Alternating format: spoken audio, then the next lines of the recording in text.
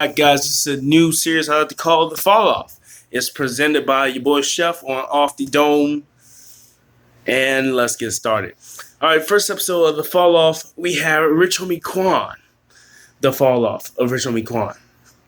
Now, as many of you may know, Rich Homie Quan came out in about 2012-13 with his hit single, Some Type of Way. It was a bubbling single, reached at number 50 on the Billboard Hot 100, and it was played everywhere in the clubs, everywhere in the streets, all over the rap charts, and did pretty well for itself. He followed that year by joining Rich Game the Tour mixtapes, and he also had a collaboration with YG, My Nigga. Now, that first part of his career, Rich Homie Quan, the Think It's a Game Entertainment, the independent, I believe, label. I think he has a distribution deal with Universal, if I'm not mistaken, or Leave Atlantic. That's with 300 and all these other Empire. They have a distribution deal with, I believe, Universal with Caroline, distributed through Capitol. So, Things the Game is a fairly new promotion. Nobody really heard of it at the time. It was an independent label, had distribution by another big company, but overall it was mostly independently owned. So he was basically the first big thing I've seen pop off from that. And a lot of times being a pioneer is good and bad. When you're a pioneer, it's good because, you're an innovator. You started a trend, you started a wave. It's also bad because if that wave or trend does not succeed, or that group behind you that doesn't succeed, that you're representing, it can smell bad things for you in the future. And that's what happened. Rich Homie Quan, they did not capitalize off of him release this mixtape. Now I know Def Jam helped him release a single, I believe, not Flex, but I believe Walk Through, and the other single he had before that. I can't remember. All I know is that Rich Homie Quan had a couple of, he had I Know I Won't Start Going In, Just Ask Double R. That was a mixtape that he so-called made $2 million off a mixtape. And he did. A lot of legal downloads, a lot of legal streams on Spotify. Rich Homie Quan was solidified. And at that point, you think he would drop an album.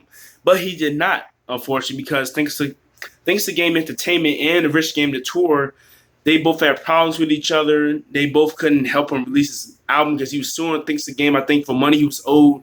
He released Flex Ooh Ooh Ooh in 2015. That went double platinum. Supposedly, he claims that he made about $4 million off of that song. And I believe it because it was played a lot. It went double platinum within a year.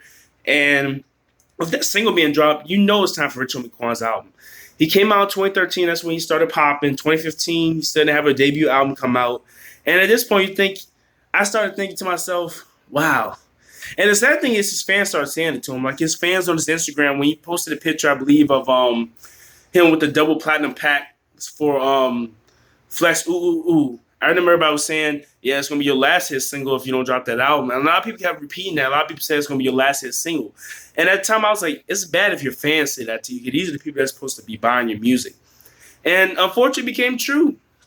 Rich Homie Quan, since Flex Ooh Ooh Ooh, hasn't had a big single in the mainstream. And a lot of people don't know this, but last year in 2018, Rich Homie Quan dropped his debut studio album, Rich as in Spirit. He finally dropped it on Motown and I think Motown Universal and his own label, but by itself, so he can own the rights and stuff to it. It peaked at number 33 and then fell off the Hot 100 the next week. So that is the fall off of Rich Homie Quan. As we can see, there was many things done wrong with this. One, being a pioneer and trying to help him and his label come up. I don't want to say pioneer. I use that loosely. He's a pioneer for his label. He's trying to be that new rapper that comes off an independent label, and he's trying to shoot himself to the mainstream. He's trying to bring him and his label up. So he's like the leader of that group. He's a pioneer in that sense. Because Thanks to Game was a relatively new label. It didn't have much backing. It had distribution deals, but it wasn't really owned by a huge conglomerate like, say, a Cash Money, Young Money, all that stuff. So in that sense, he was a pioneer in that way, being for that label, he's a pioneer. Not in sound, because a lot of people say it sounded like Future when he first came out, and then Fade Out came like a year after Rich Homie Quan. So really, it's kind of hard to tell who copied who. But, Rich Homie Quan, he had his little time in the spotlight. And I thought it was sad to see him not capitalize on it. I was never a fan of all his music, but I like the song Walk Through. I like Flex. And I think I like Lifestyle now in hindsight. I didn't like it at the time, but now I like it. I always like some type of way. My hitter, that he was the whole song on my nigga, he was the whole song. YG had a decent verse. Young Jeezy had a funny verse with not the gravy out the biscuit. Oh, But that chorus was really what drove it home. So Rich Homie Quan, he was the original Quavo to me in a way. Nah, because the Migos came out before. The Migos kind of blew up before Rich Homie Quan. They just didn't have as much success as him at the time. Now they surpassed him. But it's sad to see Rich Homie Quan not drop his album on time. It's sad to see the label and him go through disputes over money. And it's sad to see him drop an album literally 5 years after he first blown up. It's like you see with Shy Glizzy and the rest of these acts that drop debut studio albums way after their peak, and then no one cares. Rich Homie Quan, along with his friend Young Thug, will also be doing the series.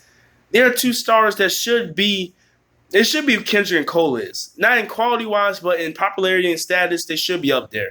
This your boy Chef. Let me know what you thought. Like, comment, subscribe. Do all that good stuff. Thank you. I'm out.